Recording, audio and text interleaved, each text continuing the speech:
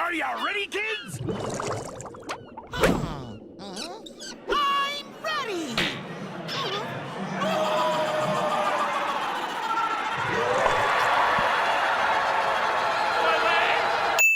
Who expected this? Honestly, who? After it was announced that THQ Nordic had acquired the licenses to the Nickelodeon games originally published by THQ, I just assumed that at best we'd get an HD remaster of SpongeBob SquarePants Battle for Bikini Bottom. Maybe with its sort of sequel, the SpongeBob SquarePants movie game, but a full-on remake.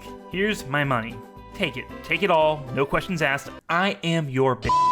Now, how did we get to this point? Licensed game reception is, in general, dicey, to say the least. And a mega moneymaker like SpongeBob has had a lot of game adaptations throughout its run for the past 20 years. Why this specific game? What makes it so special? Well, let's go back in time, shall we? Doodle doodle doodle doodle. What the? Living in the sunlight, loving in the moonlight, having a wonderful time.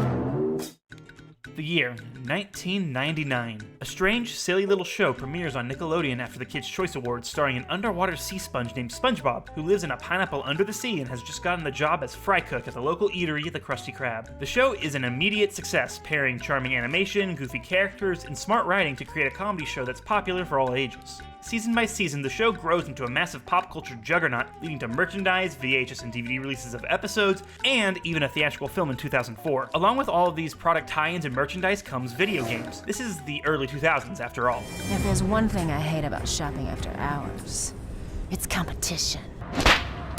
First came SpongeBob SquarePants Legend of the Lost Spatula for the Game Boy Color in 2001. Run-of-the-mill 2D platformer, mediocre to decent reviews. Next came a pair of PC point-and-click adventure games, Operation Krabby Patty and Employee of the Month. Slightly better reviews, but nothing that really blows the doors off. In the same year, we also got SpongeBob SquarePants Super Sponge, the first console SpongeBob game on the original PlayStation. It was also a 2D platformer that really plays as a glorified port of the Game Boy Advance version that came out around the same time. Mixed reviews. Sensing a trend? Thankfully, there was a bit of a shift once we hit 2002 when SpongeBob SquarePants Revenge of the Flying Dutchman was released on PlayStation 2 and Nintendo GameCube. This was a full 3D platformer and was actually generally considered pretty okay to solid, at least for a licensed game. I must admit to erring more on the negative side of Dutchman. I played it constantly as a kid, but revisiting it now, I see that it was seriously bogged down by some poor presentation, repetitive gameplay, and some glaring technical problems. And then, finally, God shineth down his light to deliver us the holy grail of SpongeBob games in the fall of 2003. SpongeBob SquarePants Battle for Bikini Bottom. Visuals that translate the show's style almost perfectly. Solid and varied platforming, multiple playable characters, availability on all major consoles. What more could a SpongeBob fan want? And it debuted to okay reviews. But 2003 me knew different. This game deserved more praise than it got. Now, I was a fan of the THQ Nickelodeon games. Beyond SpongeBob, I played the Fairly OddParents video games like Breaking the Rules and Shadow Showdown, along with the Tax series, which I just adored. Open up those eyes of yours, sleepyhead! Pretty much all these came with trailers for other Nickelodeon games, shows, and videos that you could access from the main menu. Just another form of advertising, but I thought it was pretty nifty. This is how I first caught a glimpse of Battle for Bikini Bottom. I can't tell you why, but something about that trailer really grabbed me as a kid. It just looked perfect and it became one of my most anticipated games of the year. Like, the only other games I got this excited about were probably Sly 2 Band of Thieves and the crown jewel of anticipation when I was ignorant to the wait for the third numbered entry, Kingdom Hearts 2. Remember when 4 years felt like forever? I got the game for PS2 on my birthday and I couldn't have been happier. Living in the sunlight, loving in the moonlight, having a wonderful time. SpongeBob SquarePants Battle for Bikini Bottom is a character-driven collectathon platformer. You know, a genre of game that was really underserved on the 6th generation consoles. Evil owner of the Chum Bucket, Plankton, creates a machine that'll spawn him a robot army to take over the world, though he accidentally leaves the obey switch set to don't obey and can't fix it. At the same time, SpongeBob and his best friend Patrick are playing with toy robots and the Sea Sponge wishes they had real robots to play with. Comes to shove and Plankton ends up spinning the now invading disobedient robot army as SpongeBob's fault. So now we have to defeat the robots and save the town. It's an easy, straightforward setup that falls perfectly in line with the zany quality of the show. So, okay is the magic wishing word? It used to be Alakazama Alabala Wiesna Tikitana Fushbar Griddle Bits von Wiederschnauzer, but I kept forgetting it. We start the game as SpongeBob as we get a quick tutorial inside his house. Jumping, attacking, and constant accruement of the game's most common collectible shiny objects. And SpongeBob will constantly remind you, It shines! Once we wrap up the tutorial, we get our very first golden spatula. These are the most important collectibles in the game. Think Power Cells and Jak and Daxter with an unfortunate lack of unique dancing animations. And with that, we're unleashed into Bikini Bottom, the hub for the game. Well, at least part of it. The hub is divided into 3 parts, and you unlock each part based on how many golden spatulas we have. No big deal. Early on, we can stop by Squidward's house and annoy him into giving us a spatula. Okay, just stop jumping, will you? Seriously, this is how you get one of them. It's legitimately perfect and goes to show how well developer Heavy Iron Studios knew the SpongeBob property in their translation to game form. Along with Squidward's house, we can also talk to Patrick, who can trade 10 of his smelly socks he's lost for golden spatulas. Finally, there's Mr. Krabs and... SpongeBob, this flapping robot crisis is making the Krusty Krab lose money like a sinking ship. No money means no more Krusty Krab. Why would they do that? What did they do to Mr. Krabs' voice? Patrick, Squidward, SpongeBob, Plankton, they all sound the same. Even Mrs. Puff has the same voice. Why Mr. Krabs? Who are you? You're an imposter. Anyway, I'm fine. So, Mr. Krabs will also give us spatulas for trading him shiny objects. Also, Bubble Buddy is here. Hey, SpongeBob! Bubble Buddy. So, to access levels, there are multiple taxi stops that'll take you to the various locales, requiring a certain amount of golden spatulas to get there. The first place we head to is Jellyfish Fields, which is introduced by the narrator from the show, sounding like he just finished having a good pee. Immediately followed by Squidward screaming his head off. I'm gonna go touch the ball! We're given an overall objective of getting some jam from the king jellyfish, and we are promptly allowed to run amok. Jellyfish Fields is a relatively linear level with various objectives to do along the way. We learn about fighting the robots, the enemies of the game. They start off simple enough with these small guys taking little swipes at you. Oh, so precious. Then we get robots that will absolutely destroy you with a big ass ham. Talk about going ham, am I right? Boo! Anyway, Jellyfish Fields is a good showcase of one of Battle for Bikini Bottom's strongest aspects, the level design. 3D collectathon platformers can easily devolve into repetitive nonsense that quickly makes potentially fun gameplay descend into monotony. Here, however, there are various kinds of traversal to deal with, along with enemies complicating matters in different ways. Battle for Bikini Bottom isn't immune from some repetitive gameplay, but the varied level design and objectives, from getting to a certain location, finding secret areas, to even using hooks to bungee jump, keeps gameplay fresh and varied. Get used to seeing that spongy butt crack. As we get halfway through the level, we enter an indoor portion where we take control of Patrick Star. Multiple playable characters. Woo! Patrick controls completely different than SpongeBob. Yes, he can still run, jump, attack, but he can also do a belly flop with this glorious sound effect. Delightful. His exclusive ability is that he's able to lift and throw objects, primarily watermelons that like to explode for some reason. We switch back to SpongeBob, where we slide down a short little track. More on that in a bit, please be excited. And eventually reach the top of the Jellyfish Field mountain, where we encounter the King Jellyfish. We very rudely interrupt his shower and defeat him using SpongeBob's bubble attacks. Yeah, every attack you do as SpongeBob is based around his bubble wand. You start off with a basic attack, spinning around with the wand, and also are able to do an upward attack with the bubble helmet to hit airborne enemies and buttons, along with a smash attack with super bubble feet. SpongeBob makes this face when he does this, and it's a bit horrifying. Now then, first level done. We're back at the hub world to head to the next stage, downtown Bikini Bottom. This time we're in a level that's one big circle with a bunch of stuff in the middle, along with building rooftops to climb. The game really eases us into these different types of levels too, slowly opening up this level until eventually you can freely explore it in any direction you want. You also get to play as the best character in the game, fellow Texan Sandy Cheeks. Why is Sandy the best character? Well, her attacks are based on her karate, with the basic chop attack along with a mid-air kick. She can also lasso enemies from afar, which makes some, like these spinning top robots, a cinch to take care of. But the best part really is her traversal mechanics. Every character has a double jump, sure, standard platforming stuff. But if you press the jump button a third time as Sandy and hold it, she pulls out her lasso and can glide across areas like the glide from Spyro the Dragon. This makes getting around Battle for Bikini Bottom's levels much easier, but at the same time much more fun, as the training wheels truly come off with where you can go. No Kingdom Hearts vine swinging here, folks. Thank you so very much. The combination of swinging and lasso gliding makes Sandy a dream to play. No fault to SpongeBob and Patrick, obviously. SpongeBob eventually has the most versatile moveset by the end of the game, but I just never got tired of playing as Sandy. Don't agree with me? Sorry, I can't hear you over by my Texas pride. Hell yeah, I'm gonna take my horse down to H-E-B to buy some Whataburger spicy ketchup, you uncultured In-N-Out swine.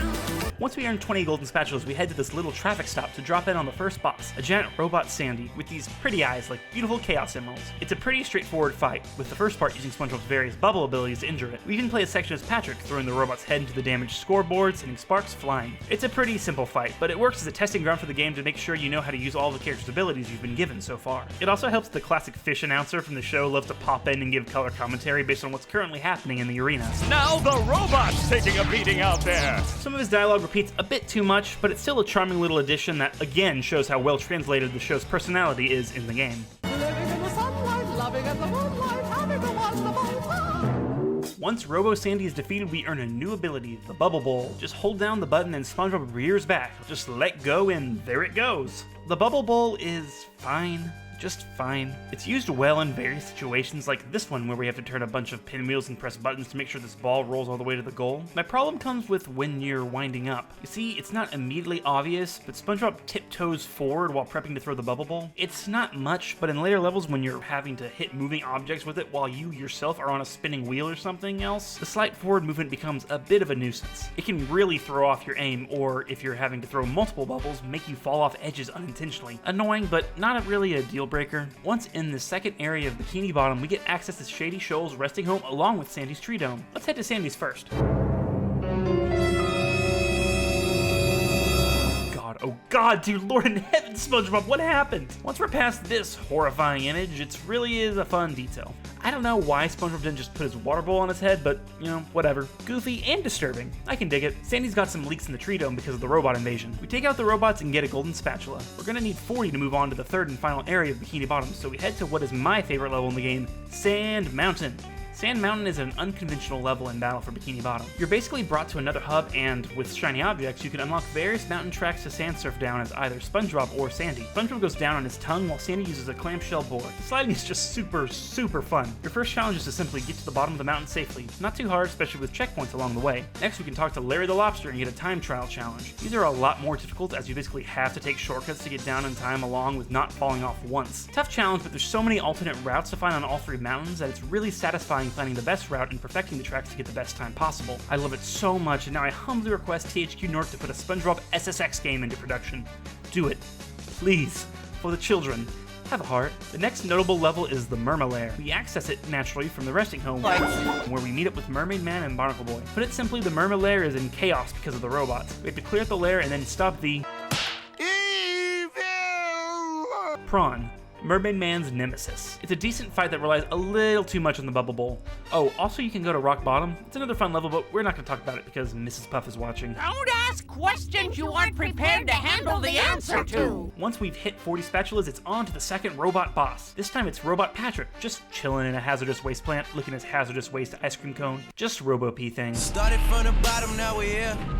He spins, he spits, he's all around really super gross. It's a good fight, though it relies on a bit of luck dodging Robo-P's pirouette of wasteful doom. We beat the boss and we get SpongeBob's final ability, the Cruise Bubble. Praise King Neptune, the Cruise Bubble is wonderful. It's a first-person missile you control yourself. It can be a little unwieldy to control, but it's honestly wonderful, and if you're a game cheater like me, it helps cheese a few of the tougher robot fights in the last third of the game, where the odds become a bit overwhelming. You can also upgrade your health with pairs of SpongeBob's underwear, and yes, it's the same kind of health item for Patrick and Sandy, which is actually acknowledged in the game. Ew.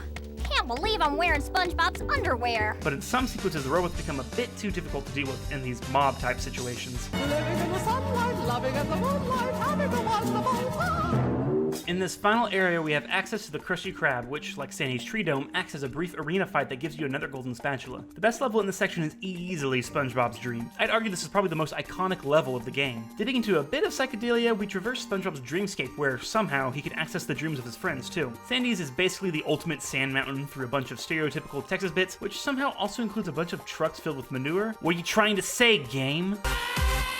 Squidward's Dream takes a turn for the disturbing with a big platforming challenge across musical notes of varying tune while dodging falling platforms and spinning sharps as a bunch of intense portraits of Squidward in various states of distress float around you. It's pretty crazy and rather unexpected, I think, for a family platforming game, but it's perfectly in line with the wacky ethos of SpongeBob. Next is Mr. Krabs Dream, which is basically a glorified robot mob fight. Remember how I said the Cruise Bubble was really useful for cheesing fights? This is the perfect situation for it, as there's multiple robot machines that keep spawning enemies until they're destroyed, along with projectile throwing robots that, if they hit SpongeBob, send him slipping and sliding and flying off edges. It feels a bit unfair that you can be knocked off so easily, but this is kind of a common occurrence in the game. Just a little too much force knocks you back when you get hurt. It's not the biggest issue, but it can definitely get a tad annoying in combat situations like this. Finally, there's Patrick's Dream. Now this is pretty interesting, as there was originally supposed to be a full dream sequence like the other characters involving a wonderland of ice cream, sweets, and diabetes. It was unfortunately cut during development, but the replacement is kind of ingenious in its simplicity. Upon entering Patrick's Dream, you're met with a complete void of darkness, save for a single light with Patrick standing beneath it. Even if you try to run away into the darkness, you eventually just end up right back where you started. It's a pretty cool trick. Just talk to Patrick and you get the golden spatula, so done and done. It's a bit disappointing that Heavy Iron's vision didn't have the time to be fully realized, but this is a pretty great workaround. At this point in my most recent playthrough, I know I had the 75 golden spatulas needed to head into the chum bucket and fight the final boss. Yes, there are 2 other levels in this final section,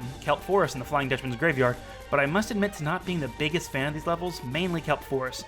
Its gimmick is really just that it's a dark level where it's hard to see where you're going. Dutchman's Graveyard honestly isn't a bad level, it just kind of comes towards the end of the game, and I just get caught up in the splendor of SpongeBob's Dream that it just kind of falls to the wayside. The final boss happens in 2 phases, with Karate Robot SpongeBob in the first, and Robot Plankton in the second. Roboplankton is in control of the robot army, and if we stop him, then we can finally get to the obey switch and put a stop to the invasion. This final confrontation was also a victim of development limitations, as there were originally going to be a Muscle Ball Buff Pants segment that, I'm guessing, would have involved using Patrick and Sandy. It's a bit odd in the end that the other 2 characters aren't utilized in the final boss, but it's alright. The first phase is pretty straightforward, and once done, we leap inside the Robo-Sponge to take it out from the inside. Boy, I hope you're able to aim that cruise bubble real well, because if you're not, you're gonna be here for a while. You fight various waves of robots, and once defeated, Roboplankton shows up on his cute little hovercraft and starts shooting lasers at you. Once he's done with a round, SpongeBob gets a chance to shoot a cruise bubble at him. Sounds simple enough, but Roboplankton has a habit of dodging at the last second. It's maddening, and it doesn't help that even if you get towards the end of this phase, if you're knocked off a platform by a wayward rocket from a robot, you have to start the whole section over.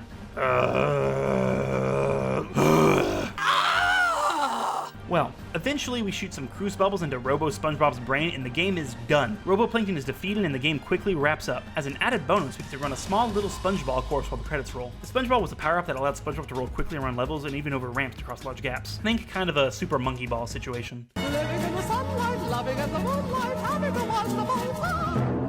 And that's SpongeBob SquarePants' Battle for Bikini Bottom. I hope it's clear at this point why this game garnered such a following. It nearly perfectly translates the style and energy of the cartoon to video game form, and while the collectathon platformer is a genre that has its tropes, it all fits neatly into the SpongeBob mold and truly feels like a perfect adaptation. It took a few tries from various companies to make the SpongeBob license work in video game form, but Heavy Iron Studios nails it. The game isn't perfect, mind you, but it all works so well that I'm personally able to look past a few flaws and see what a pure, fun, and varied platforming experience it is. The Rehydrated remake coming in 2020 is not just exciting due to the fact that a whole new audience will play the game for the first time on PC and modern consoles. Apparently the remake will also include cut content, so hopefully that means we'll be able to see Patrick's Dream and Muscle Bob in their full glory. We'll also be receiving another cut boss fight with Robot Squidward. I don't know where that boss will fit in, but it was featured in the Game Boy Advance version of the game developed by Vicarious Visions, so it clearly was meant to be in the game from practically the beginning. All I can say is that if you like platformers, play Battle for Bikini Bottom. It's a bona fide classic that's getting a remake for a reason. Check it out if you still have a PlayStation 2, GameCube, and or Xbox lying around. It's absolutely worth your time. And lest we forget, we did get a pseudo-sequel to Battle for Bikini Bottom the next year in 2004 with the SpongeBob SquarePants movie game. We'll get to that eventually. Oh, word to the wise, don't worry about 100%ing the game. You can eventually get enough shiny objects to unlock a concept gallery, but you also get a bonus ending that's interesting, to say the least. Who lives in a pineapple under the sea? SpongeBob SquarePants! Absorbent and yellow and porous is he. SpongeBob SquarePants! It's not